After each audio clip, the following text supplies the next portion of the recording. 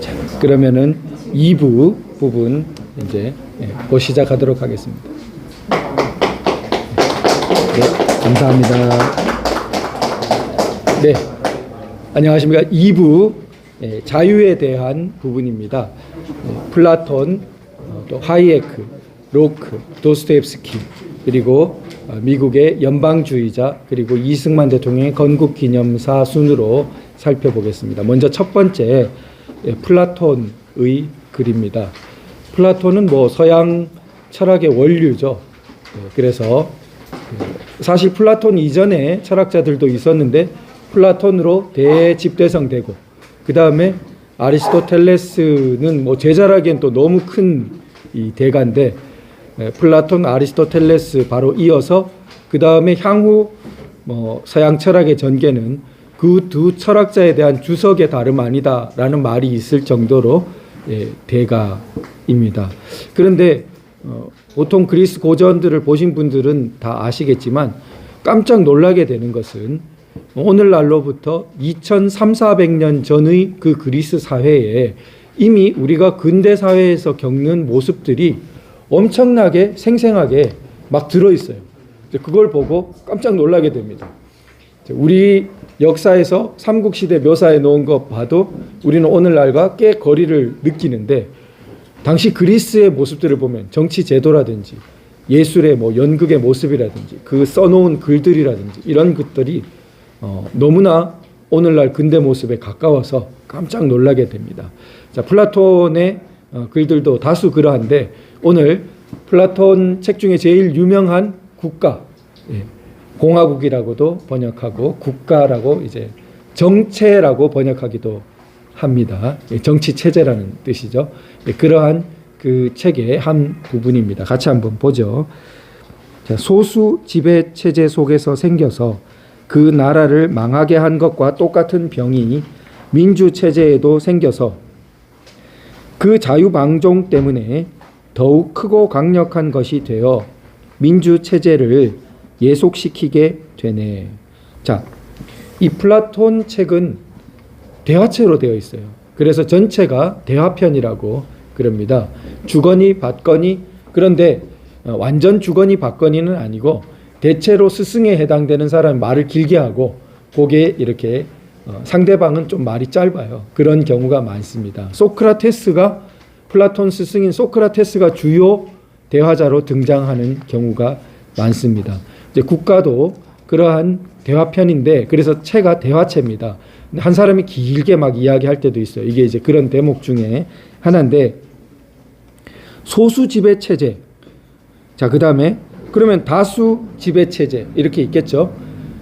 그리스에서 크게 아리스토텔레스가 그걸 분류했는데 1인 지배 체제, 소수 지배 체제, 다수 지배 체제, 이렇게 세 가지로 분류합니다. 쉽죠? 1인 지배 체제는 우리가 왕 이런, 소수는 귀족들, 다수가 이제 민주정, 민주 체제. 그 당시 그리스 도시 국가들에는 그런 민주 체제를 가진 나라들이 꽤 있었던 겁니다. 그런데 아리스토텔레스는 좋은, 나쁜 이렇게 경우를 나눴어요. 그러니까 1인 지배 체제 중에서 좋은 경우는 군주제, 이 왕이 다스릴 만한 사람인 거예요. 근데 아주 이거 완전 형편없는 사람, 그리고 폭군 같은 사람이 하면은 그거는 참주정, 폭군정. 그러니까 이게 좋은 경우, 나쁜 경우 이렇게, 그럼 총 6가지가 되겠죠. 소수 지배 체제 중에 소수가 좋은 사람들이에요. 그 귀족정. 근데 소수가 자기들끼리 카르텔을 이뤄가지고 자기들 이권만 차지하고, 그러면 과두정, 이렇게 나눴어요. 그러면 민주제 중에서 좋은 민주정은 법치적인 민주정, 그걸 이제 혼합정이라고도 부르고 애매합니다, 말이.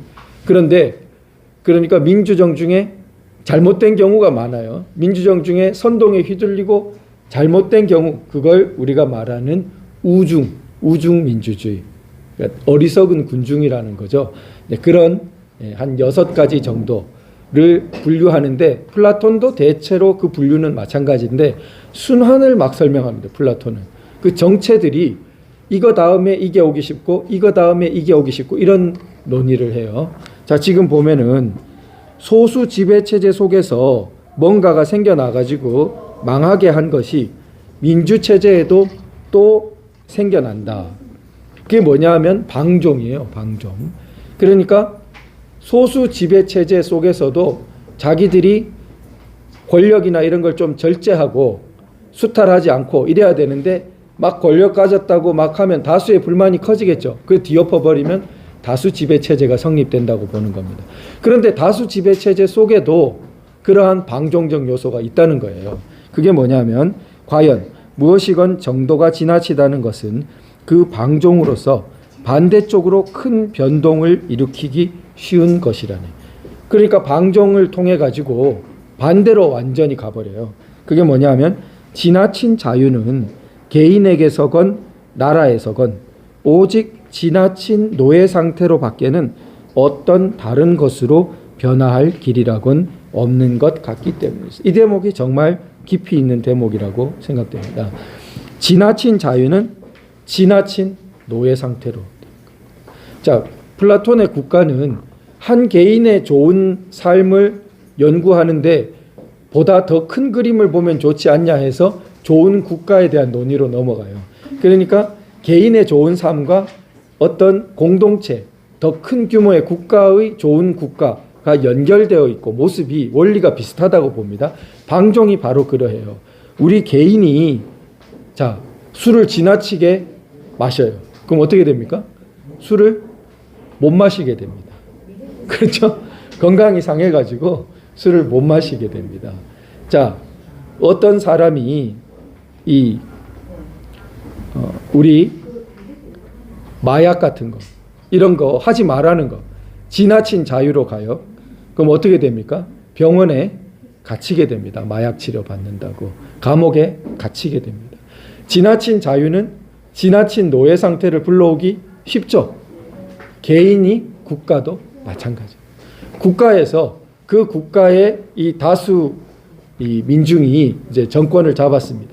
근데 그 다수 민중이 지나친 자유로 치달아갑니다. 그 4.19 후의 모습 때 봤죠? 우리 역사에서. 4.19 후에 그래 되니까 뭐가 염려됐습니까? 이 나라 망하겠다고 생각이 들었죠. 북한이 내려오면 쉽게 접수당하겠다고 생각이 들었습니다. 즉 지나친 노예 상태가 바로 눈앞에 있었던 겁니다. 독일 바이마르 공화국은 아주 많은 자유를 허용했습니다.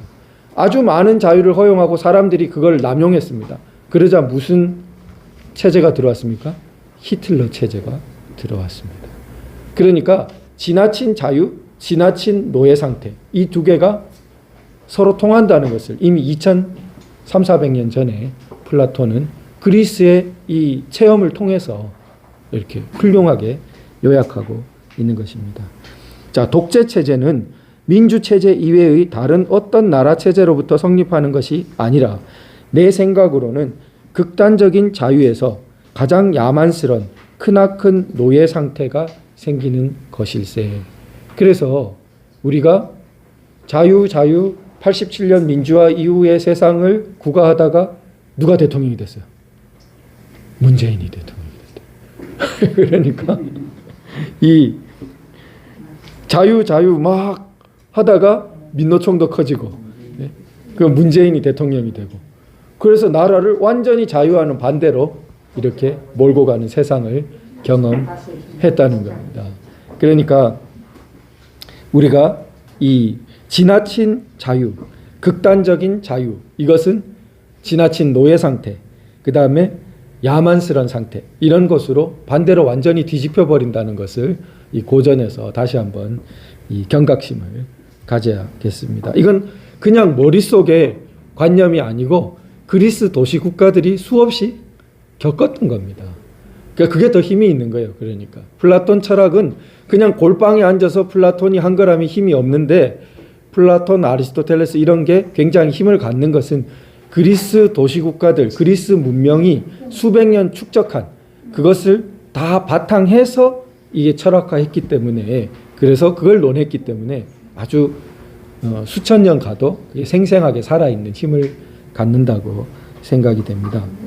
자, 이런 플라톤과 아주 맥을 이어서 아주 현대 철학자입니다. 현대학자 하이에크 이제 소위 자유주의 사상을 논할 때 대표적인 학자로 언급되는 사람입니다. 예.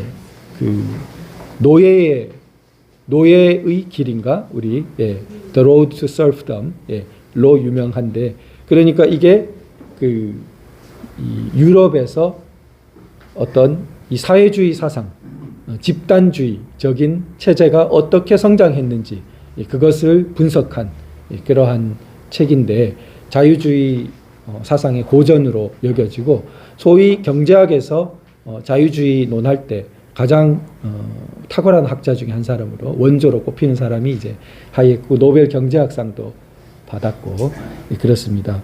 근데 이분은 제가 좀 읽었을 때는 그냥 우리가 흔히 아는 경제학자하고 조금 이 스타일이 달라요. 그래가지고 숫자 쓰고 뭐 그런 게 거의 없고 역사를 굉장히 많이 이렇게 끌어들이고 사상가에 가까운 것 같아요. 그 어떤 철학적인 배경도 크고. 자, 그래서 이분의 그 책 중에 그 법, 입법 그리고 자유라는 책이 우리나라에서는 신자유주의와 법이라고 조금 오해가 있는 제목으로 번역됐어요. 원제는 법과 입법을 구분합니다. 법, 입법 비슷한 것 같은데 자, 이게 그리스에서는 완전히 달랐다고 보입니다. 향후에 법치에서 자세히 한번 보겠습니다. 자, 그 책에서 나오는 대목입니다. 좋은 울타리가 좋은 이웃을 만든다는 생각, 즉 각기의 자유로운 행위의 영역 사이에 명확한 경계선을 그을 수 있는 경우에만 인간은 서로 충돌함이 없이 각기의 목적 달성을 위해 자신의 지식을 사용할 수 있다는 생각은 유사 이래 모든 문명이 성장해온 기초이다. 좋은 울타리가 좋은 이웃을 만든다. 자, 울타리가 불분명하면은 좋을 것 같지만 어때요? 어디까지? 우리 학생 때 우리 다 경험해 보셨겠지만 옛날에 젊은 사람은 안 경험해 봤겠네요. 저 때만 해도 2인 1조 책상이었습니다. 그죠? 초등학교 때. 그러면은 책상이 공유되어 있으면 어디까지가 내 거고 어디까지가 짝이죠. 짝건지가. 그럼 맨날 금 꺼놓자 그러지. 그러지 않습니까? 이제 아주 둘이가 좋은 사람이면 금 안 꺼놓고도 사이좋게 지내지만 대체로는 어때요? 금 꺼놓는 것이 편합니다. 서로. 그죠? 예. 그걸 말하는 겁니다. 이게 집에도 담이 없으면 좋을 것 같지만은 어때요? 어디까지가 내 집인지. 그게 나중에는 결국 내 집의 감인지 너 집의 감인지 그 다음에 너 왜 우리 집에 함부로 들어왔어 등등 수많은 분쟁에 이게 씨앗이 될 수밖에 없어요. 그러니까 좋은 울타리. 그럼 울타리 막 친다고 좋은 건 아니에요. 좋은 울타리. 적정한 경계가 있어야 돼요. 힘센 놈이 옆에 짝으로 와가지고 80% 선을 딱 그어놓고 너는 20% 하고 나는 80% 책상 차지하고 그는 금은 그었지만 좋은 금입니까? 좋은 금이 아닙니까? 그러니까 그리고 자기 땅도 아닌 담 막 쌓아가지고 이까지가 내 집이야 하면 좋은 울타리가 될 수가 없죠. 이게 좋은 울타리라 한 거예요. 좋은 울타리가 좋은 이웃을 만든다. 그런데 우리가 흔히 잊어버리는 것은 울타리 없이도 좋은 이웃이 될 수 있을 텐데 그거는 유토피아예요. 그러니까 이게 꿈속에서 영화 속에서 그리고 뭐 그런 지향 자체가 나쁜 건 아니겠지만 사실상은 잘 안 된다. 사람의 현실적인 삶은. 그래서 이 경험론적인 생각을 가진 영국 사람들 그리고 그런 것을 따르는 영국 경험론을 아주 높이 삽니다. 하이에크는. 자기의 이런 바탕이 영국 경험론적인 사상에 있다고 보고 있어요. 그런 사람들은 좋은 울타리가 좋은 이웃을 만든다. 이렇게 이제 하는 거죠. 자, 그 다음에 법, 자유 및 재산은 분리불능한 삼위일체이다. 법과 자유가 연결되어 있다는 것도 이제 모르는 경우가 많아요.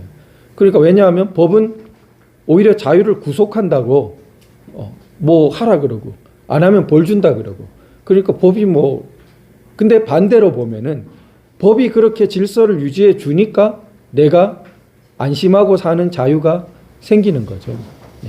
교통 규칙이 없으면은 얼마나 차가 다니는 게 불편하겠습니까? 우리가 법과 자유가 연결되어 있어요. 그런데 또 흔히 까먹는 것은 재산이 그거와 연결되어 있다는 것을 우리는 잘 교육하지 못하고 있습니다. 그러니까 이 하이에크 같은 사상에서 강조하는 중요한 것은 자유의 가장 원시적인 형태는 재산입니다. 이것을 우리가 어린애를 보면은 알 수 있습니다. 어린애가 아주 어릴 때 무슨 관념이 막 나타나는 걸 볼 수 있습니까? 내 거라는 관념입니다. 아주 말을 하는 아주 초창기부터 이게 행동으로부터 내 거, 이런 관념이 생기는 것을 볼 수 있습니다. 그러니까 내 거라는 것은 왜 중요하죠? 내 것이라고 되었을 때 내 자유의 범위입니다. 내 것이니까 내가 마음대로 할 수 있는 우선권이 생기는 겁니다. 만약에 그것이 불분명하면은 그러면은 다 불분명해져요. 그 어린이가 내 장난감인지 네 장난감인지 그럼 싸우게 되는 겁니다. 이게 어린이만이 아니라 우리가 다 마찬가지입니다. 그래서 재산이 그러면은 아주 원시적일 때 없을 것 같지만 밴드라고 수렵 채집 시대에도 한 20명 이렇게 단위를 이루어 가지고 수렵 채집 다닐 때도 그 수렵 채집 다니는 밴드, 우리 네이버 밴드처럼 밴드, 그 밴드가 인류학적인 용어입니다. 그 밴드가 채집을 했어요. 같이 사냥을 해가 하나를 잡았어요. 그럼 누구 겁니까? 그 밴드 거죠. 남의 밴드가 와가지고 다른 밴드가 사냥해가지고 잡았는데 가져간다고 생각해 보세요. 난리가 나겠지요. 재산의 관념은 인간의 시작부터 있는 겁니다. 근데 이거를 공산주의가 왜곡한 거죠. 처음에는 공유제라고 그랬다. 마르크스는 처음에 원시 공산사회가 있었다. 원시 공산사회가 그 다음에 나중에 발달하면은 다시 발달된 공산사회가 된다. 자, 원시 공산사회라고 한 것이 실상을 왜곡한 거죠. 밴드 내에도 사실은 아주 평등하진 않아요. 사냥을 아주 기여를 많이 한 사람도 있고, 사냥하는 동안 부락을, 텐트, 주거지를 지켜준 사람도 있고, 그래서 그 안에 완전한 그런 기계적 평등도 아닐 뿐더러 다른 밴드하고 생각하면은 절대 공유가 아니죠. 자, 그래서 이 재산이, 그러면 그런 재산이 있어야 자기들끼리 나눠 먹을 자유가 생기죠. 만약에 그 밴드가 잡아놓은 거를 남의 밴드가 막 가져갈 수 있다고 생각하면, 또 나눠줬어요. 고기를 한 밴드 내에서 A에게 요만큼, B에게 요만큼 나눠줬는데 A가 지껏 다 먹고 갑자기 와가지고 B 거를 빼들어 가면서 이거 내 거야 하면서 되면은 그 밴드 내의 질서가 유지될 수가 없겠죠. B는 오늘 속이 안 좋아요. 내일 먹으려고 남겨뒀어요. 그런데 A가 와가지고 A는 어제 다 먹고 자기 거는, 그러고 와서 B 남겨놓은 거를 먹으려고 하면 질서가 엉망이 되겠죠. 그러니까 자유와 재산이 아주 원시적인 때부터 연결되어 있는 것입니다. 그래서 법, 자유, 재산. 그러니까 자유롭게 행위해도 좋은 영역을 각자가 확인할 수 있도록 하는 규칙의 제정을 통하여 자유 영역의 경계선을 결정하지 않는 법은, 자, 그 경계선을 결정한다까지 보겠습니다. 그러니까 법이라는 걸 어떻게 해석하고 있습니까? 경계선을 설정한다. 그러니까 좋은 법, 좋은 울타리, 좋은 경계선, 그렇게 됩니다. 좋은 법은 좋은 경계선을 설정해서 네 거와 내 거를 좋게 갈라주고, 그러면은 뭐가 생깁니까? 자유의 영역이 명확해집니다. 요까지는 내 자유의 영역이니까 내가 어떻게 요량해도 된다. 요게 생겨나는 거죠. 그래서 좋은 법, 좋은 자유, 좋은 재산, 이런 것이 다 좋은 경계, 다 맞물려 있는 그런 양태를 보여주고 있습니다. 그래서 그런 법은 보편적인 행동 규칙이라는 의미에서 존재할 수가 없기 때문이다. 그러니까 만약에 법이라고 이름해 놓고 그렇게 그 좋은 자유의 영역을 설정하는 게 아니라 이름은 법인데 순전히 잘못된 의무밖에 없는 거. 예를 들면 뭐냐면 이름은 법인데 전 국민은 오늘 이제 내일부터 무조건 6시에 기상해야 된다. 전 국민은 예외 없이 6시에 기상해가지고 딱 점호받듯이 그렇게 하지 않으면 벌 받는다. 예를 들어. 그럼 이거는 자유를 설정하는 게 됩니까? 그냥 강제만 이렇게 주고 있습니다. 예, 그런 것은 법이라고 보지 않습니다. 하이에크가. 예, 그게 우리 앞으로도 또 살펴볼 텐데, 그래서 보편적인 행동 규칙이 안 된다는 거예요. 그런데 도둑질하지 말라는 어떻게 돼요? 도둑질하면 안 된다. 그거는 보편적인 행동 규칙이에요. 그런 게 법이에요. 왜 도둑질을 하면 안 돼요? 도둑질을 하면은 뭐가 무너집니까? 바로 아까 말한 경계선이 무너지죠. 엉망이 되는 겁니다. 경계선이 그러니까 도둑질을 허용하는 사회가 되면 뭐가 됩니까? 경계선이 무너지는 것을 허용하는 사회가 되는 겁니다. 근데 하이에크처럼 볼 때는 왜 그게 보편 행동 규칙이 되냐 하면은 도둑질을 허용하는 식의 사회는 멸망해 버려요. 그러니까 지속이 안 돼요. 그러니까 살아남아 있는 사회는 전부 도둑질하면 안 된다는 규칙을 갖고 있는 거예요. 그렇게 봅니다. 그러니까 이 법이 보편 행동 규칙을 따른 사회가 살아남고 그것과 반대로 거의 준자연 질서적이기 때문에 그거와 반대로 간 데는 망해버리는 거예요. 도태되어 버립니다. 그렇게 봅니다. 즉 자유시장 경제가 자연 질서에 가까운 것으로 보는 거예요. 그럼 그러한 자유시장 경제적인 질서, 교환 질서를 따르는 쪽이 번창하고 그것과 반대로 역행하는 쪽은 쇠락하고 없어져 버려요. 그러니까 살아남아 있고 번창하는 사회들을 보니 전부 이 자유시장 원리를 따르는, 교환 질서를 따르는 모습을 보이게 된다. 이런 식의 분석을 합니다.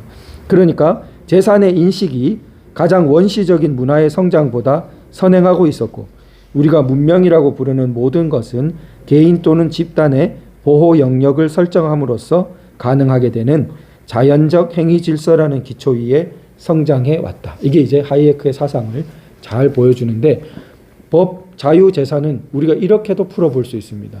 우리 문재인 정권 때 무너진 우리 국가의 근본 3축이 있는데 그게 뭐냐 하면은 법치주의, 실질적인 법치주의, 그 다음에 자유민주주의, 그리고 사유재산권과 시장경제 질서. 이게 우리가 흔히 정치, 경제, 법 이렇게 아는 겁니다. 정치, 경제, 법. 이게 대응해 보세요. 법치주의, 법에 대응되죠. 자유민주주의, 정치 질서에 대응됩니다. 재산, 사유재산권과 시장경제 질서라는 경제에 대응됩니다. 이것이 트라이앵글 3축을 딱 이루고 있는 겁니다. 법, 자유, 재산이 분리 불가능한 삼위일체라는 것처럼 자유민주주의, 실질적 법치주의, 사유재산권 존중과 시장경제 질서 요 세 축은 같이 발전하거나 같이 몰락하게 돼 있어요. 그러니까 법치주의를 탄핵 때 어지럽히니까 자유를 빼려는 그리고 부정선거하는 자유민주주의가 파괴되는 사태를 낳고 그러면서 힘을 얻은 자들은 토지 공개념이나 나라의 사유재산권과 시장경제 질서까지 무너뜨리는 데까지 가려고 했던 겁니다. 이 세 가지 기둥은 한꺼번에 무너지거나 오히려 이승만 박정희 대통령처럼 한꺼번에 살려내거나 그런 속성을 갖고 있고 하이에크를 보더라도 법, 자유, 재산은 분리 불가능한 삼위일체다. 이렇게 보는 것을 볼 수 있습니다. 자, 그 다음 이제 세 번째 로크를 살펴보겠습니다. 로크는 미국의 우리 대표적인 민주주의 국가인 미국에서 자기들의 어떤 건국 이념에 가장 영향을 준 한 사람의 사상가를 꼽으라면 로크라고 꼽을 정도로 영국의 이제 정치 사상가죠. 당시 정치 행위도 했고 정치가이기도 하고 그러한 영국의 격변기를 살았던 이 시민적인 자유민주주의를 옹호한 정치 사상가인데 가장 이제 대표적인 책이 우리나라에는 통치론이란 이름으로 번역되어 있는데 영어로는 그게 거버먼트에 대한 논고로 되어 있습니다. 그러니까 정부론이라고 이렇게 옮길 수 있는데 보다 포괄적으로 다루기 때문에 아마 통치론으로 번역한 것 같습니다. 자, 그 책의 한 대목입니다. 같이 읽어보겠습니다. 만일 입법부가 이와 같은 사회의 기본적인 규칙을 어기고 그들의 야심, 공포, 어리석음, 부패, 타락 등으로 말미암아 국민의 생명과 자유와 자산에 대한 절대적인 권력을 자기 수중에 장악하려고 하든가 또는 누군가 다른 사람의 수중으로 넘겨주려고 할 경우에는 입법부는 언제나 이러한 배신 행위로 말미암아 국민이 그들에게 위임한 권력, 즉 국민이 그런 것과는 정반대의 목적을 위하여 입법부의 수중에 위임한 권력을 잃어버리게 될 것이며 이러한 권력은 마침내 국민의 수중으로 되돌아가게 될 것이다. 저는 이 짧은 문단 속에 로크의 아주 핵심이 많이 들어있다고 이제 보이는데 그 차분히 뜯어보면요. 우선 입법부라고 합니다. 로크가 말하는 입법부는 삼권 분립의 입법부가 아니에요. 영국은 지금도 입헌 군주제고 내각제를 갖고 있습니다. 내각제 국가는 전형적인 삼권 분립 모습을 띠지 않고 이권 분립적인 모습을 띱니다. 왜냐하면 의회의 다수당이 뭐를 구성합니까? 내각을 구성해서 내각이 행정부처럼 기능합니다. 그러니까 행정부가 이런 의회 안에 같이 포섭되어 있는 그러한 형태를 띠고 있습니다. 자, 영국은 지구상에서 이 근대에 의회가 제일 먼저 자라고 발전한 곳입니다. 그래서 이 입법부란 것은 의회라고 볼 수 있습니다. 그러니까 의회가 법을 통과시켜야 국민을 구속할 수 있다. 세금도 의회가 매겨야 된다. 이렇게 이제 근대 자유민주주의가 영국에서 발전하기 시작한 것입니다. 그러니까 이 입법부는 정부라고 볼 수 있는 것입니다. 내각제는 입법부라고 불리는 의회 내에 내각 정부가 있는 형태예요. 그러니까 정부가 누구로부터 위임을 받았습니까? 국민으로부터 그 권력을 위임받았다는 그런 겁니다.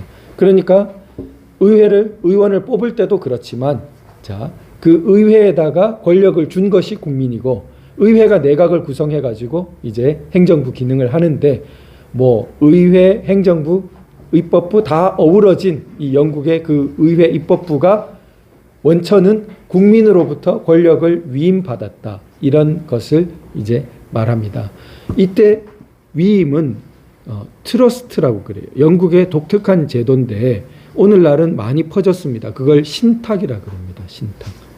신탁이라는 제도, 우리 뭐 투자 신탁 이렇게 많이 들어봤죠.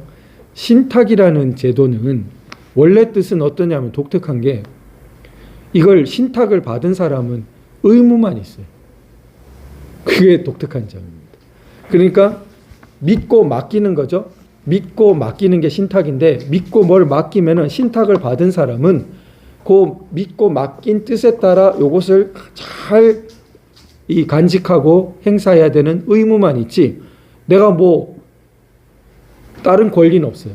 고맙다고 이 사람이 신탁 맡기면서 뭐 보수를 주면 그 정도 받을까? 다른 건 아무것도 없고 의무가 너무 커요. 그게 신탁제도의 특징입니다. 그러니까 그 용어를 그러니까 그런 민법적인 재산관계에 대한 신탁, 유언신탁, 상속신탁, 상속에 관한 처리를 누가 맡겨놓으면은 그 맡긴 뜻에 따라 할 의무밖에 없겠죠. 안 그러면 안 되죠. 그런 제도가 먼저 있었어요.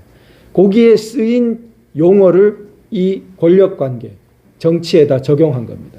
그러니까 정부는 국민으로부터 신탁받은 것에 불과하다. 그러니까 그 신탁받은 취지에 따라 행사해야 된다. 만약에 그걸 어기면 어떻게 돼요? 신탁을 한 취지를 어겼기 때문에 그 다음이 유명한 일종의 폭군 방벌론, 뭐 시민혁명론, 저항권론 이런 것처럼 그 정부는 쫓겨나야 돼요. 그 정부는 위임한 권력을 잃어버리게 된다. 이렇게 되는 겁니다.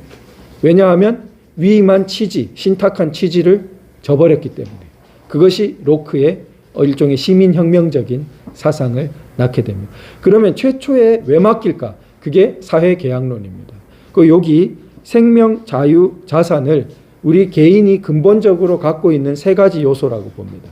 생명, 자유, 라이프, 리버티, 그 다음에 자산. 로크는 그 이제 에스테이트라고 부동산 비슷한 용어를 쓰는데 요 세 가지. 예. 개인이 그렇죠? 나의 생명, 나의 자유, 그리고 나의 재산. 이게 개인이 갖고 있는 세 가지의 근본적인 어떤 나에 속한 것, 내가 지니는 것. 그런데 내가 지니는 것 중에 일부를, 재산 중에 일부를 세금도 내고, 내 자유 중에 일부를 법에 구속시키기도 하고, 내 생명 중에 일부를 의무 복무라든지 전쟁이 났을 때 국가에 헌신하기도 합니다. 국가가 그런 요구권을 가지기도 해요. 그 어떻게 이런 일이 생겨났냐? 자연 상태에서 불안하다고 그렇게 보고 있습니다. 그러니까 이 그냥 사회 국가가 형성되지 않은, 정부가 형성되지 않은 원시 자연 상태에 대한 논의가 학자마다 조금씩 다른데 로크는 제일 제가 볼 때 경험적으로 가까운 방식입니다. 불안한 정도예요. 불안한. 근데 이것보다 더 심하게 보는 사람은 홉스라는 사람인데 유명한 말이 만인은 만인에 대한 늑대라는 말이에요. 그러니까 자연 상태에서 인간은 서로 늑대다. 그러니까 그 사람이 본 자연 상태는 훨씬 끔찍하고 훨씬 피비린내나고 인간은 막 그 성악설처럼 막 그 서로 싸우기만 하는 거기에 가깝습니다. 그런데 로크는 늘 싸우기만 하고 늘 빼들기만 하고 그건 아니고 그런데 그런 사람이 나타날 수 있다. 막 무도한 사람들, 힘센 것 막 그 과시하면서 그러면은 불안하다 이거예요.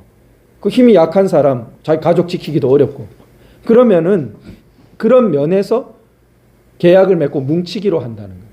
그게 마을이 형성되어 가지고 왜 공동의 적으로부터 방어하기로 하고 그 내에 질서를 잡고 규칙을 정하고 그 다음에 세금도 내고 그러고 싸움이 일어나면 내가 목숨도 바치고 그래서 정부를 구성하게 되었다.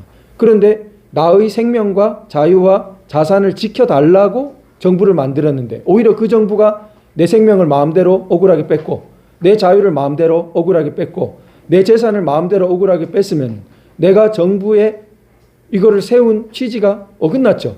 그럼 그 정부는 쫓겨나야 된다고 보는 것입니다. 그게 시민 정부, 시민 혁명, 앞뒤를 이루는 거예요. 자, 그런데 조국이라는 사람이 법 고전 산책인가 하는 책을 최근에 냈습니다.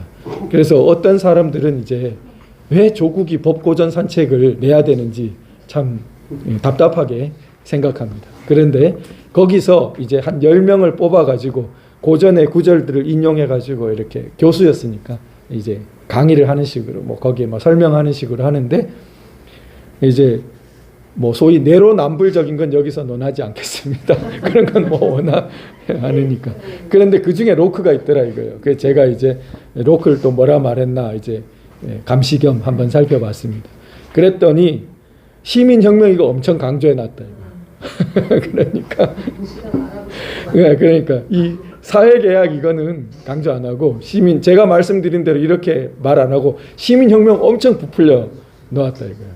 그리고 또 보면 소수자 보호 이런 거면 또 엄청 부풀려 자기 말하고 싶은 거 이렇게 찾아가지고 물론 저도 제가 강조하는 부분 대목을 따왔죠. 따오긴 했지만 그래도 제가 봤을 때 저는 요 한 문단 따온 이 로크가 법고전 산책에 로크 몇 문단 따온 것보다 훨씬 훌륭하다고 생각해요. 요 그 문단 하나 속에 거듭 읽어보시면 로크라는 아주 그 대단한 그 사상가, 근대 정치 사상가의 요점이 상당히 이 안에 많이 녹아 있습니다. 그래서 아까 말한 홉스와 정반대편으로 자연 상태를 또 너무 낙관적으로 전부 법 없이도 살 사람, 그때 뭐 전부 사람들은 원래 천사 같기 때문에 놔두면은 사실은 아주 이상적으로 살았다. 그렇게 보는 것이 루소예요. 이런 사상 공산주의로 많이 연결됩니다. 그럼 아까 전에 홉스 같은 사상은 어떻게 연결되냐? 좀 파시즘적인, 절대 국가적인, 이 히틀러 뭐 이런 식의 무솔리니 이런 아주 독재 강하게 하는 그런 체제로 많이 연결. 왜냐하면 사람은 가만 놔두면은 서로 물고 뜯는 늑대이기 때문에 아주 그걸 포기하고 국가를 세웠다. 그러니까 그 국가는 질서 곧 절대 국가인 거예요. 그러니까 질서를 잡자면은 다 넘겨받았다 우리가. 근데 그 사이에 아주 경험적으로 온당한 것이 제가 볼 때 이 로크의 사상입니다. 그냥 좀 불안한 정도의 자연 상태는 이상적이지도 않고 그렇게 뭐 정말 아수라장도 아니고, 때로는 잘 사는 사람도 있겠지만 때로는 이게 가만 놔두면은 이게 폭군들이 나타나고 폭도들이 나타나고 하는, 도둑들이 나타나고, 그러니까 사람들이 자기 가진 걸 좀 내놔서 정부를 세웠고, 그 다음에 그게 만약에 근데 원칙이 어긋나면 그 정부는 교체돼야 되죠, 질서가. 그런 온건한 시민 정부, 시민 혁명을 말하고 있다고 생각이 됩니다. 네, 감사합니다.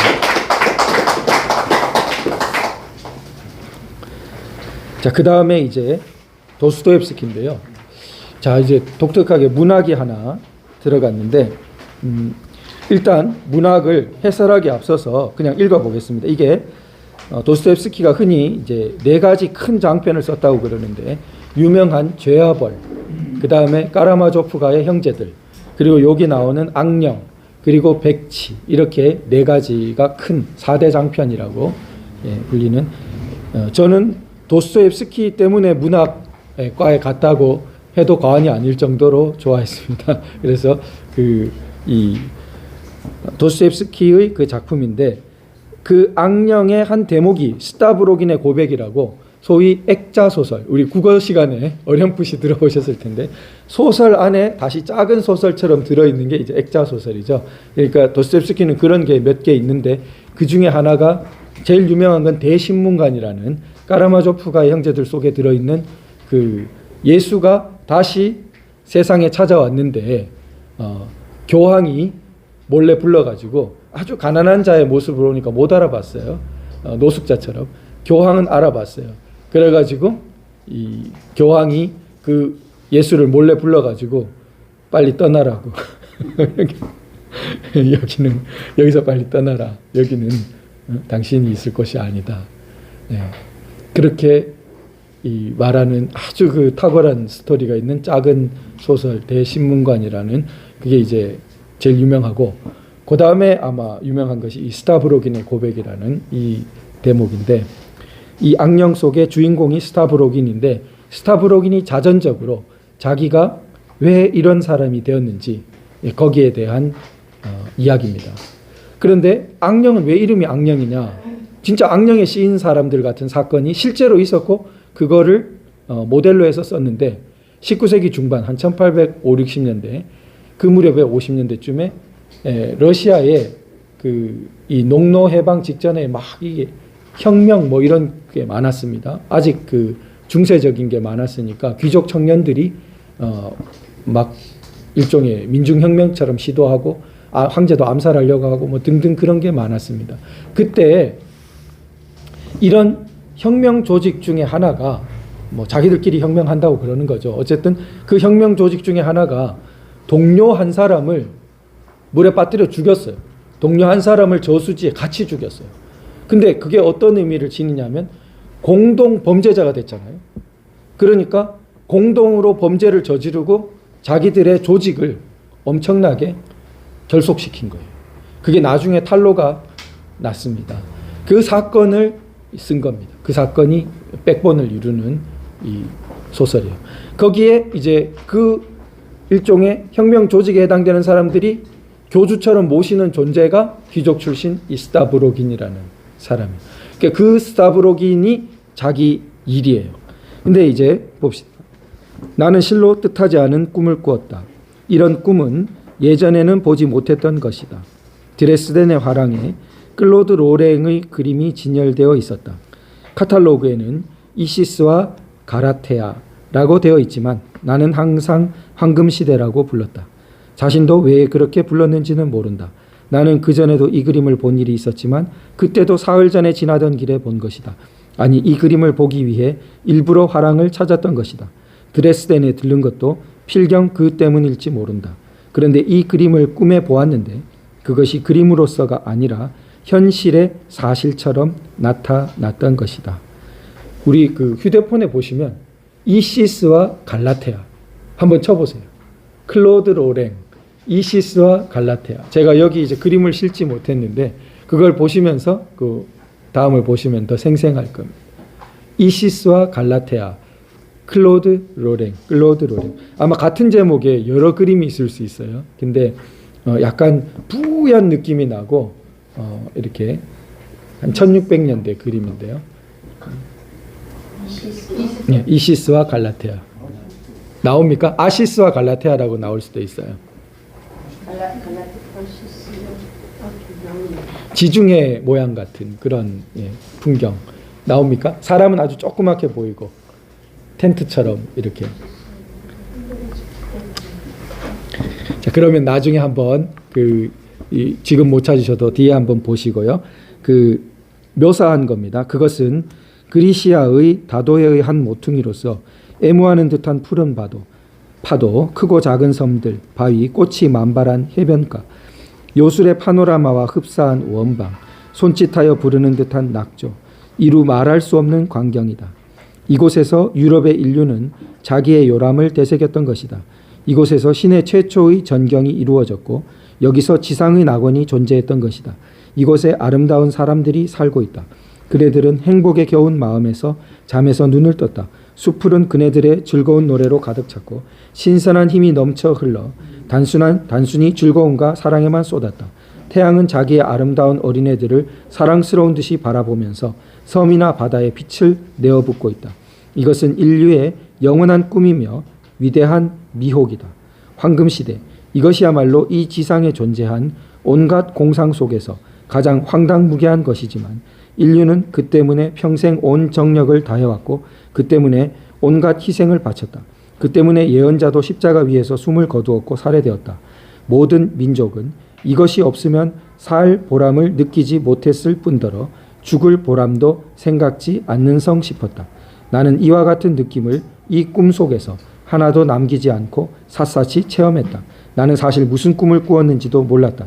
잠이 깨어 문자 그대로 눈물에 젖은 눈을 떴을 때 바위도 바다도 낙조의 비스듬히 내리쬐는 광선도 눈앞에 선하게 보는 듯한 감이 들었다.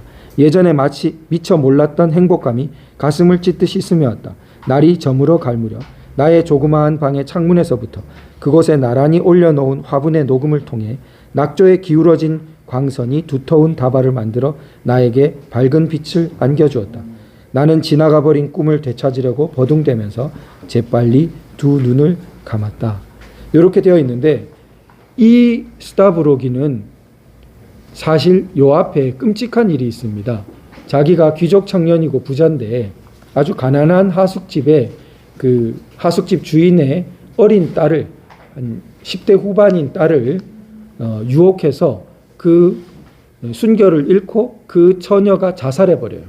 그런데 자살하기 전에 죄책감에 자살하는데 나는 하느님을 죽였어 이러면서 자살하는데 그러기 전에 자기에게 와서 말도 못하고 스타브로긴을 쳐다보면서 주먹으로 스타브로긴을 이렇게 때릴 듯 하기도 하고 뭔가 이렇게 하다가 이제 돌아갔는데 죽었습니다. 자살했습니다.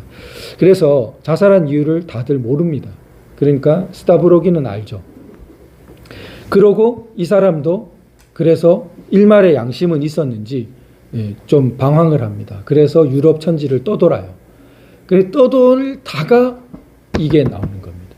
떠돌다가 이 꿈을 꾸고 이 사람은 마음의 평안을 찾았다고 이렇게 되고 그 다음에 그 소위 혁명 조직 어쩌고는 그 다음에 일어난 일들이에요. 자, 이 사람이 여기서 꾼 꿈은 일종의 유토피아 같은 세상에 대한 그게 들어온 거죠. 유토피아 같은 어떤 황홀경, 어떤 환각 같은 것이 이렇게 들어온 겁니다. 근데 그게 이 사람의 끔찍한 어떤 범죄적인 그런 행동 다음에 이게 있어요. 그러고 그 더 끔찍한 어떤 소위 악령이시였다고 할 만한 사람 동료를 죽이고 하는 일은 그 다음에 이렇게 일어나요. 물론 거기에 이 사람이 가담한 건 아닌데 자기 추종자들이 그런 행위를 해요. 자, 이렇게 도스토옙스키가 쓰고 있는데 도스토옙스키는 사회주의 정권에서 금서였습니다.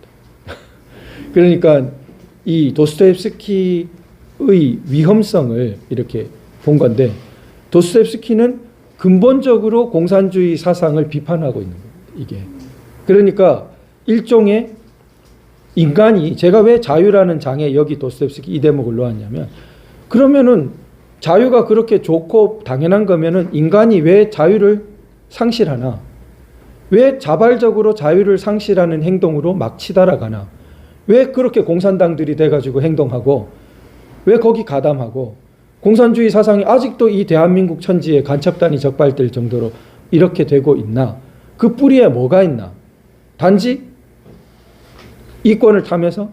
단지 자기 친척이 공산주의자니까? 아버지가 빨갱이니까? 뭐가 더 있냐 인간에게. 그게 도스토옙스키는 인간이 유토피아를 꿈꾸는 지독한 속성이 있기 때문에 그거를 버릴 수가 없기 때문에 인간의 아주 근원에 이런 말도 안 되는 그런 황홀한 유토피아를 꿈꾸는 그게 있기 때문에 그게 공산주의자들이 그런 걸 실현해 주겠다고 그러죠.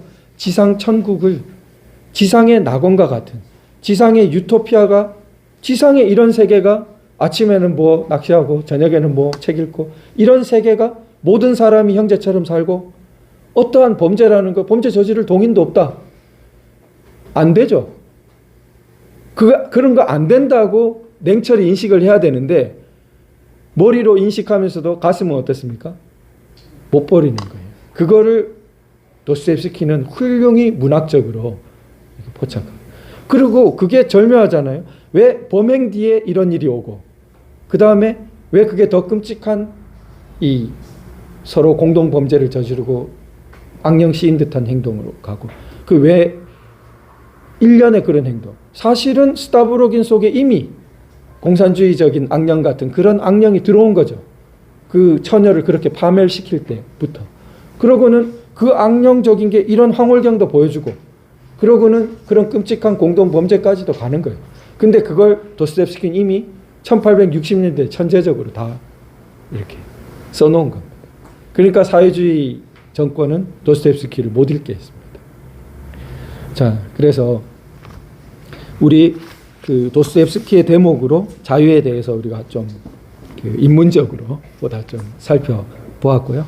그 다음은 훨씬 이제 사회과학적인 저술인 연방주의자, 미국의 헌법에 대한 주석입니다. 그런데 미국 그 건국헌법, 성문헌법을 만들 때 반대가 많았어요. 연방정부를 만드는 걸 두려워했습니다. 그걸 공격하는 사람도 많았고 그럼 우리 자유를 파괴할 거다. 연방정부가 마치 1984년 빅브라더처럼 되어가지고 개인의 자유를 파괴할 거다. 자유를 많이 추구하던 미국이니까. 그런데 그런 효율적인 연방정부를 세워야 된다고 주장한 사람들이 연방주의자고 그 사람들이 오늘날의 그 현행 미국 헌법을 기초한 사람들입니다.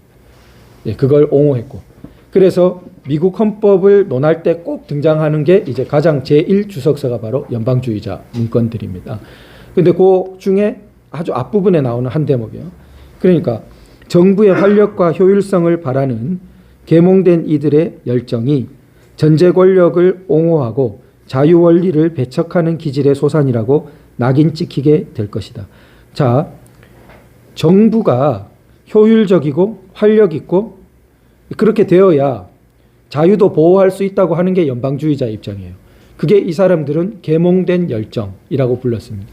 그런데 반대편에는 이 사람들을 어떻게 모함하냐면 너는 전제 권력을 옹호하는 자다. 너는 자유 원리를 배척하는 기질을 가진 자다.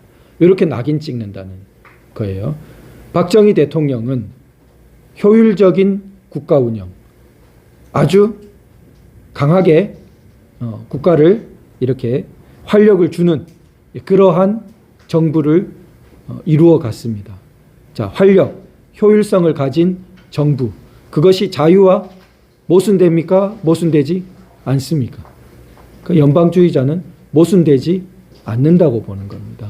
물론 미국 연방주의자 때 구현된 정부와 박정희 대통령 이 척박한 동아시아 생산력도 너무나 떨어진 거기서 구성한 정부 형태는 그만큼 이상적인 모습은 아니었을지라도 결과적으로 1987년 이후를 보면은 시민적인 자유를 가져오는 토대를 만들었죠. 그 당시에도 상당한 제한적이지만 자유가 있었습니다. 그러니까 그러한 입장이 연방주의자에 통하는 것이고 그걸 공격하는 입장이 보시면은 아주 이 연방주의자를 공격하는 것과 통합니다. 다음을 또 보시면은 국민의 권리에 가해질 수 있는 위협에 대한 과도한 경계는 흔히 가슴보다는 머리의 문제인데, 이 말은 뭐냐면 너 그렇게 효율적인 정부를 추구하면은 국민의 권리에 아주 그 위협이 가해져. 소위 당시의 민주화 운동, 민주화론자들에 가까운 겁니다. 너 국민의 권리를 침해하잖아, 박정희 정부에 대해서. 이제 그렇게. 근데 그게 경계가 지나쳐요. 과도한 경계. 그거는 흔히 뭐라 했어요? 가슴보다는 머리의 문제. 즉, 좀 이제 노골적으로 말하면 머리가 좀 덜 좋다는 거예요. 그러니까 이해를 잘 못하고 있다는 거예요. 이해가 부족하다 이런 거예요. 왜 정부가 자유와 그렇게 절대적으로 모순하는 게 아닌데, 개인의 권리를 막 침해만 하는 게 아니고 오히려 보호하는 건데, 정부가 힘이 없으면은 폭도들이 설칩니다. 조폭이 설쳐요. 정부가 힘이 없으면 조폭이 설치고 탐관 오리가 설칩니다. 자, 그거를 이해를 못하냐? 그게 머리의 문제라고 그러는 거예요. 그런데 위장 혹은 책략이거나 공익을 대가로 인기를 추구하는 데 사용되는 진부한 미끼가 될 뿐이다. 그러니까 뭐냐 하면은 자기는 그런 걸 알면서도 모르는 척 위장하거나, 혹은 요걸 가지고 저자들을 공격해야지 책략적으로 사용하거나, 혹은 연방주의자처럼 효율적인 정부를 추구해야 공익이 있는데 그런 거 내팽개치고 내 인기 얻는 방식으로 이 효율적인 정부 추구하는 사람들을 공격하는데, 그렇게 되는 미끼로 사용한다는 겁니다. 그래서 한편으로 질투는 사랑의 을에 수반되는 것이며 자유에 대한 고귀한 열정은 편협하고 반자유적인 불신에 감염되기 쉽다. 그걸 보시면은, 자, 그렇죠. 사랑이 질투 이렇게 같이 있기 쉽죠. 사랑하다가 질투라는 거로. 사랑은 좋은 거지만 질투는 그건 좀 제어되지 않으면은 심각한 범죄까지 나아갈 수 있습니다. 그죠? 의부증, 의처증 해가지고 막. 예? 그래서 그러면은 자유에 대한 고귀한 열정, 그건 좋은 거예요. 그게 사랑이라는 겁니다. 자유에 대한 고귀한 열정. 근데 그게 뭐가 붙어 있어요? 편협하고 반자유적인 불신. 그러니까 절대적인 민주, 절대적인 자유. 그래가지고 박정희 대통령은 자유를 침해하고 민주를 침해하니까 당장 물러나야 돼. 박정희 대통령은 잘하는 거 하나 없어. 독재자야. 이런 식으로 그건 질투로 된 거예요. 사랑이 아니고. 내가 진짜 자유를 옹호하고 진짜 자유를 생각하는 사람이라면 그때 우리나라가 어떻게 자유를 세워가고 있는가를 봐야 되는데 그거 안 본다는 거죠. 그 질투로 변한 거예요. 그거는. 그러니까 이게 오늘날까지도 제대로 못 본다. 그거는 여기 뭐라 했어요? 가슴보다는 무슨 문제? 머리의 문제. 그러고 뭐라 해요? 위장이거나 책략이거나. 잘 써놓고 있죠. 그렇게 하는 사람들은 못 알아들은 척하거나 책략이거나 공익을 대가로 인기를 추구하거나 그런 것들이라는 거예요. 그래서 자, 이제 그걸 잊으면 안 된다는 거예요. 잊혀져 갈 것이다. 자, 자유, 고귀한 열정을 가진 사람이 박수만 쳐줄 게 아니라 뭐로 휙 넘어가기 쉬워요? 편협한 이런 어떤 그런 모습을 보일 수도 있다는 겁니다. 자, 다른 한편으로 자유를 보장하기 위해서는 정부의 활력이 필수적이며 건전하고 충분한 정보를 가지고 판단을 숙고해 본다면 서로의 이해관계가 분리될 수 없다. 자유를 보장하려면 나라가 어떻습니까? 좀 힘을 차려야 되죠. 나라가 지질이 궁상으로 흔들리면서 어떻게 국민에게 제대로 된 자유를, 해외여행의 자유도 잘 없잖아요. 그런 나라는 해외여행도 잘 안 시켜줍니다. 딴 나라에서 잘 안 받아줘요. 그러니까 이게 미국 연방주의자 때나 박정희 대통령 때 추구했던 거나 다 통하고 있는 겁니다. 실질적으로 자유를 누가 추구했냐, 그거를 보여주는 거죠. 근데 그게 분리될 수가 없는데도 위험한 야망은 강건하고 효율적인 정부를 향한 열정이라는 외관상 금지된 형태보다는 국민의 권리를 향한 열정이라는 보다 그럴듯한 가면 뒤에 더 자주 도사리고 있다는 점이 함께 잊혀져 갈 것이다. 자, 박정희 대통령을 오히려 위험한 야망을 가진 사람으로 유시민 같은 사람이 엉뚱하게 평가합니다. 평생 추구한 게 권력이라는 둥. 자, 그런데 이 강건하고 효율적인 정부를 향한 열정이라는 외관을 가지고 모함하는 거죠. 근데 그건 사실상 자유를 추구하는 것과 모순되지 않는다고 보고 있는 거예요. 그런데 오히려 뭐예요? 국민의 권리를 향한 열정이라는 그럴듯한 가면, 민주투사, 민주화, 이런 그럴듯한 가면 뒤에 오히려 뭐가 있어요? 위험한 야망가들이 있어요. 우리 머릿속에 떠오르는 정치인들이 있어요. 자, 그래서 그런 위험한 야망은 오히려 그 그럴듯한 가면 뒤에 더 도사리고 있다는 겁니다. 자, 이게 벌써 1788년 이런 때에도 통찰이 된 겁니다. 자, 역사는 후자, 국민의 권리를 향한 열정을 부르짖는 그런 태도가 전자, 효율적인 정부를 향한 열정보다 전제적 통치, 전제적, 이 폭군적이고 마음대로 하고 이런 전체주의적인 그런 통치를 끌어들이는 더 확실한 길이다. 효율적인 정부를 추구하던 사람들보다 국민의 권리를 지켜주겠습니다. 이런 사람들이 오히려 전제주의를 끌어들이는 사람들이에요. 자, 그래서 공화국의 자유를 뒤엎었던 사람들 가운데 대다수는 국민들에게 재밌어요. 첫 번째, 비굴하게 아첨하는 것으로 정치활동을 시작했다가 기본소득을 주겠습니다. 이런 거. 무상 뭐로 다 하겠습니다. 이런 거. 아첨하는 것으로 시작했다가 그 다음 뭐예요? 흑색 선동을 이끌고 흑색 선동의 대가. 대통령 부부 막 흑색 선동, 박근혜 대통령 흑색 선동, 이런 흑색 선동을 이끌고 그 다음에 뭐로 마감해요? 마침내 자기들이 권력을 잡고 폭군으로 마감하곤 한다는 것을 가르쳐 준다. 신기하죠? 대한민국도 안 겪었는데 어떻게 연방주의자 이들은 이거 다 알았을까요? 아첨으로 시작해서 흑색 선동을 이끌고 마침내 폭군으로 마감합니다. 그러니까 동서고금의 역사에 사실 이 패턴이 있는 것입니다. 그리고 이들이 오히려 강하고 효율적인 정부를 추구하면서 실질적으로 국민들에게 자유와 권리를 보장해 주려고 했던 사람들을 뭐 한다고요? 모함하고 공격하고 그들이 국민을 억압하는 사람들이라 그러고 그런 것을 싸워서 미국 헌법이 세워진 것입니다. 그러니까 그 미국 헌법은 연방주의자들이 승리해서 이런 오히려 흑색 선동하는 사람들을 억눌렀기 때문에 오늘날의 미국의 위대한 역사가 있는 것이고, 자, 그 다음 이제 우리 넘어가 보겠습니다. 감사합니다.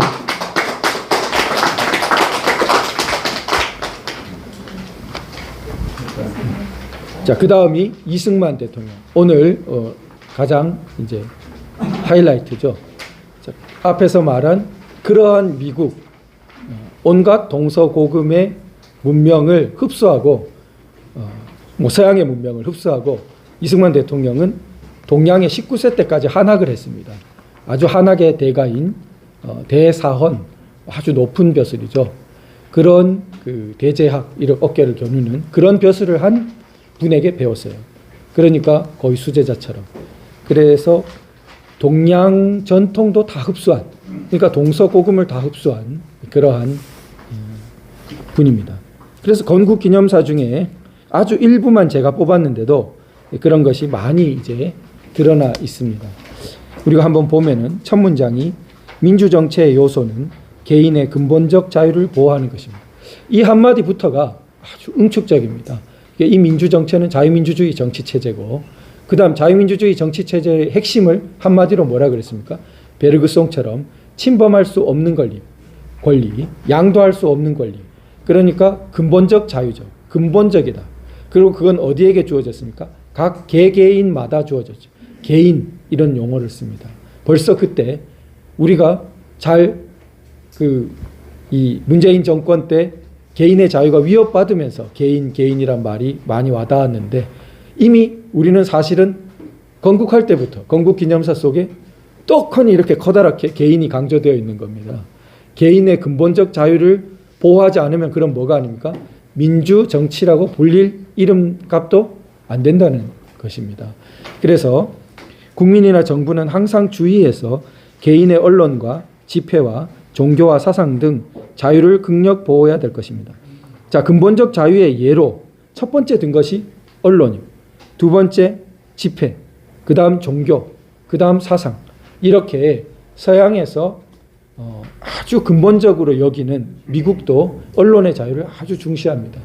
우리 동양도 언론을 중시했습니다, 옛날에. 그래서 국민들의 입을 틀어막는 것, 이걸 아주 나쁜 일로 봤고, 그래서 상소 잘못했다가 죽기도 했지만 상소하는 것을 권장했죠. 그런데 이런 언론의 자유를 모든 자유 중에 이렇게 앞세우고 있는 것이 이승만 대통령의 식견을 보여주는 것이라고 생각됩니다. 자, 우리가 40여 년 동안을 외적의 손에 모든 학대를 받아서 다만 말과 행동뿐 아니라 생각까지도 자유로 하지 못하게 되었던 것입니다.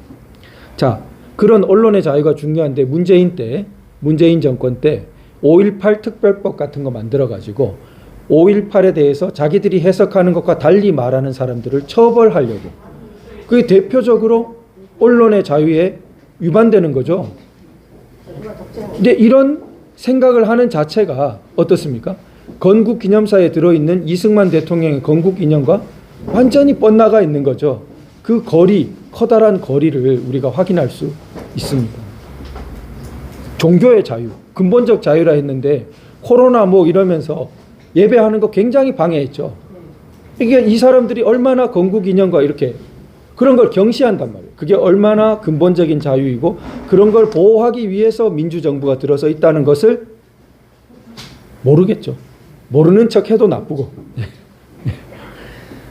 자, 그 다음에 그런데 이승만 대통령이 아주 독특한 것은 이것은 우리 민족이 절대로 싸워온 것입니다. 우리는 개인 자유활동과 자유판단권을 위해서 쉬지 않고 싸워온 것입니다.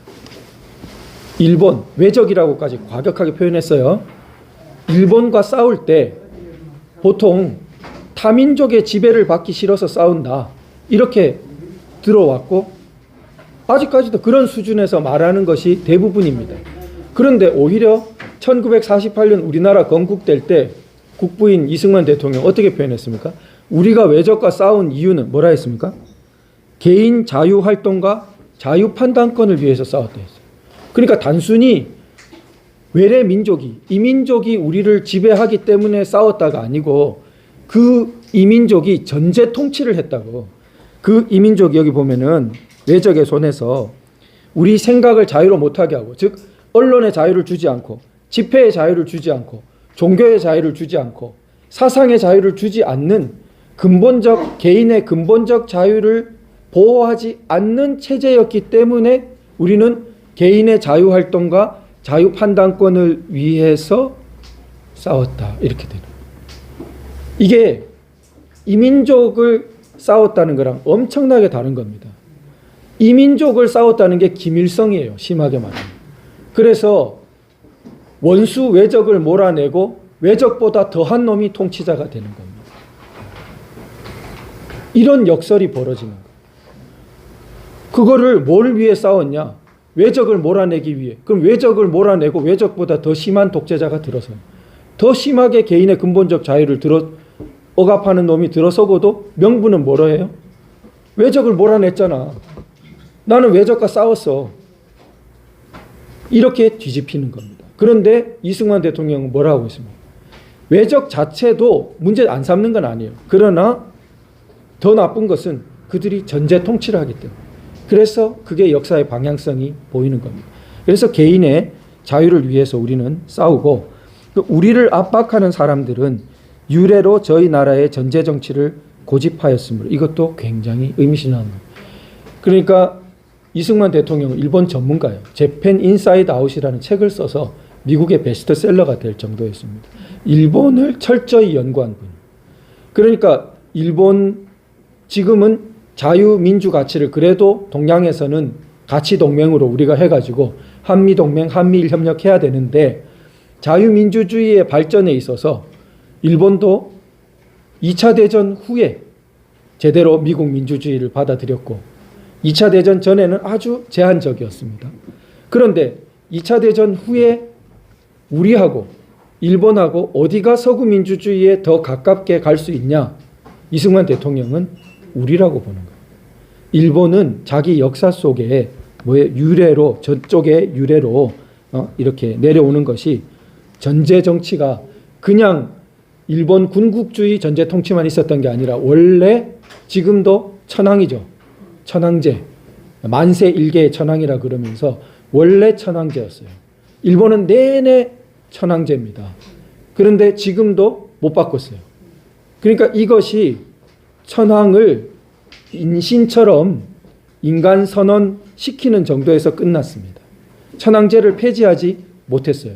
항상 일본은 그 베르그송이 말한 복음주의적 본질의 것으로서의 근대 자유민주주의를 실천하는 데 걸림돌이 있겠습니까? 없겠습니까? 있습니다.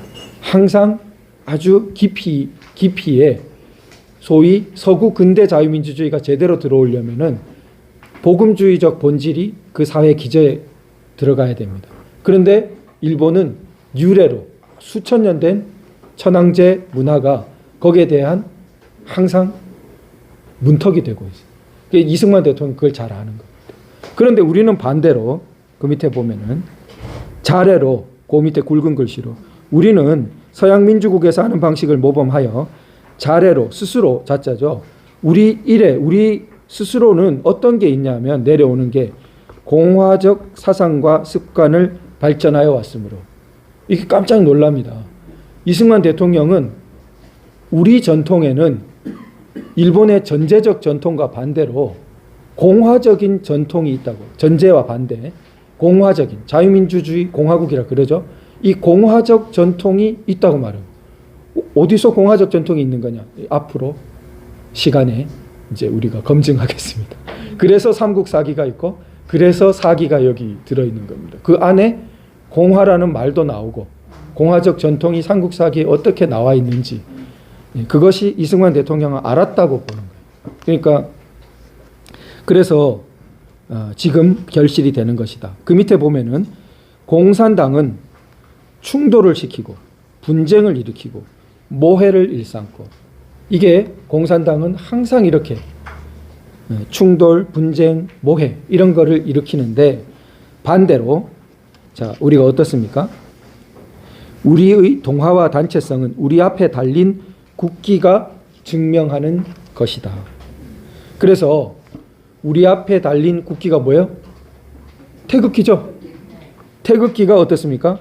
상고적부터 태극이 천지 만물에 융합되는 이치를 표명한 것이다. 이렇게 건국기념사에서 쓰고 있어요.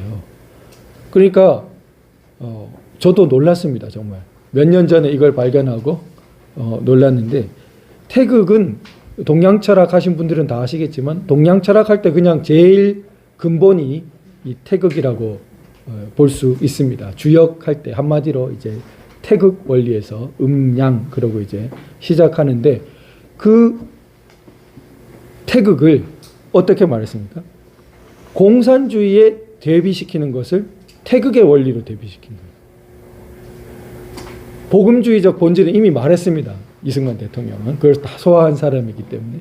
그런데 심지어 더 나아가서 공산주의의 우리 아주 동양 그 문화나 사상의 뿌리라고 할 수 있는 태극을 내세워서 또 태극기로 국기로까지 돼 있잖아요. 그걸 내세워서 공산주의와 대립시켰어요. 그러니까 이분이 그 동서고금에 얼마나 이제 정통해 있는가 제가 볼 때는 정말 넓고 깊었고 그거를 후대가 못 알아본 거죠. 그 넓이와 깊이를. 그러다가 이 국가가 너무 존폐 위기에 서자 이제 알아보기 시작한 겁니다. 그래서 이제는 알아보기 시작했으니까 우리가 더 발전시켜야 될 거라고 보고 저의 이 작업은 거기에 대한 주석인 거예요.